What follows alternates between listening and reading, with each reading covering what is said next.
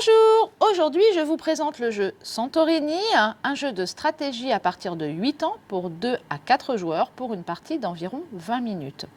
Dans Santorini, vous devez déplacer vos ouvriers et construire des bâtiments sur plusieurs étages. Le premier à arriver au 3e étage avec son ouvrier remporte la partie. Le plateau se compose d'une falaise que l'on pose dans ce sens, où l'on pose dessus l'île. Chaque joueur choisit 2 ouvriers de la couleur de son choix. Donc il y en a un qui va prendre celui-ci, cette couleur-là, et un autre joueur va prendre ces deux-là. Le joueur le plus jeune pose ses ouvriers sur le plateau à l'endroit qu'il veut. Donc on va dire que le plus jeune, c'est le bleu. Il va en placer un ici et un ici.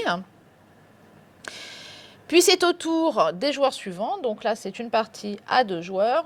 Celui-ci va décider de poser comme cela. Chacun son tour, les joueurs vont effectuer un déplacement avec l'un de ses ouvriers et construire. On commence par un premier étage, donc les premiers étages sont ceux-là. Puis ensuite il faudra mettre, non c'est ceux-là pardon, ils sont un peu plus grands. Puis ensuite il y aura un 2e étage à placer et enfin un 3e.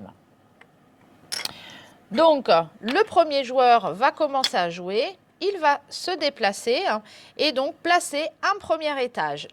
L'étage qu'il va placer doit être adjacent à la case où il se trouve, donc ici tout autour de lui.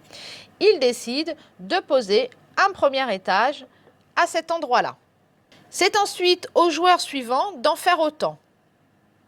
Donc, il se déplace, il va déplacer cet ouvrier et va poser donc un étage à cet endroit-là. Donc, on peut le faire en diagonale puisque ça doit donc entourer son ouvrier.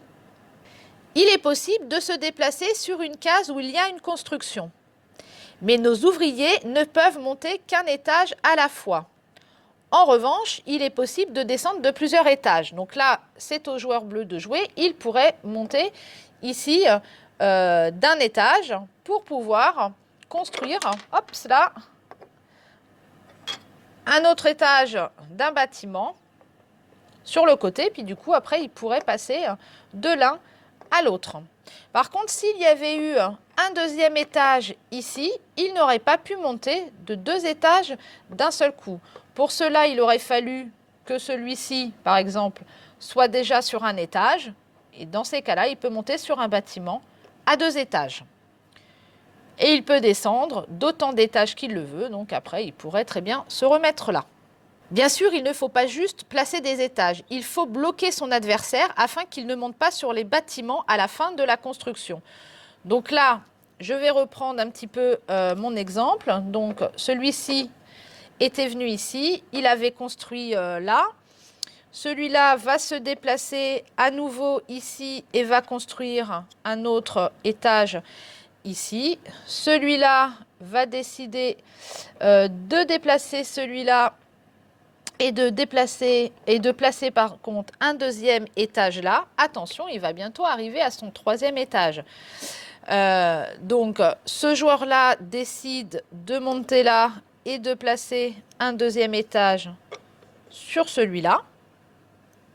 Le premier joueur joue à nouveau, il va se déplacer, placer un 2e étage là, et on continue comme ça. Et en fait, après, le but, c'est que, par exemple, il peut se placer ici, voilà, et puis il construira un autre, et puis après, admettons qu'il monte sur le 2e étage pour construire le 3e, et enfin, quand il arriverait ici, il aurait gagné la partie.